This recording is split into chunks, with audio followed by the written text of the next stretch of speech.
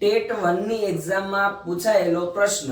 ચાલો જોઈએ સોલ્યુશન શું કહે છે કે મોહનભાઈ એક બેંક પાસેથી દર મહિને 600 રૂપિયા વ્યાજની શરતે એક વર્ષ માટે 10,000 રૂપિયા લે છે, અને જ્યારે મગનભાઈ છે ને એટલા જ રૂપિયા જે 10,000 રૂપિયા છે એ એક વર્ષ માટે લે છે, અને વર્ષના અંતે એ 18,000 રૂપિયા પાછા પરત કરે છે. તો બંનેમાંથી કોણ વધારે પૈસા વધારે આપે છે ને કોણ ઓછા આપે છે એ જોવાનું છે, બરાબર.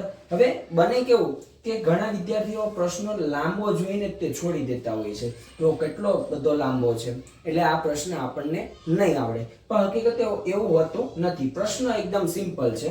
પેલા જોઈએ કે મોહનભાઈ શું કરે છે કે 10,000 રૂપિયા લે છે, દર મહિને 600 રૂપિયા એક વર્ષ માટે, બરાબર. એટલે અહીંયા ધ્યાન આપજો, એક વર્ષ માટે, એક વર્ષ એટલે 12 મહિના થયા. જો કે આ મેથડ પ્રમાણે ગણાવું છું, બાકી આપણે જે કોમ્પિટિટિવ એક્ઝામ હોય એમાં મેથડ પ્રમાણે ગણવાનું આવતું નથી, બરાબર. શોર્ટકટ જ આપણે કરીએ તો 12 ગુણ્યા 600, કેમ કે એક મહિનાના 600 રૂપિયા છે. 12 મહિનાના કેટલા થાય તો કે 12 × 72 એટલે 7,200 રૂપિયા, બરાબર. આટલા રૂપિયા એને શું આપવું પડે છે? વ્યાજ આપવું પડે છે. જ્યારે મગનભાઈ છે ને એ કેટલા હજાર રૂપિયા આપે છે? વર્ષે કુલ રકમ કેટલી આપે છે? 18,000 રૂપિયા. એટલે વ્યાજ કેટલું થયું તો કે 10,000 લીધેલા હતા, 18,000 ચૂકવે છે, એટલે 8,000 રૂપિયા શું થયું? વ્યાજ થયું, બરાબર. તો હવે ધ્યાન આપજો, તમને છેલ્લે પ્રશ્નમાં શું પૂછ્યું તો મગનભાઈએ મોહનભાઈ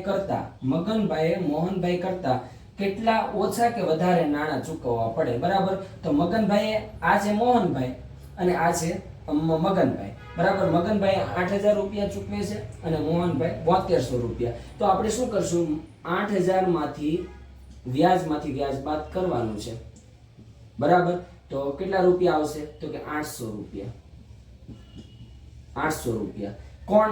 મગનભાઈ વધારે ચૂકવે, મગનભાઈ વધારે ચૂકવશે, બરાબર. તો આટલો સિમ્પલ દાખલો છે જે મૌખિક થઈ શકે છે, બરાબર. તો સમજાવવા માટે આપણે આ રીતની મેથડ કરવી પડે, બાકી એકદમ સિમ્પલ અને સરળ દાખલો હોય, રકમ ઉપર આપણે જવાય નહીં. રકમ વાંચીએ એટલે ઓટોમેટિક આપણને ખ્યાલ આવી જાય છે.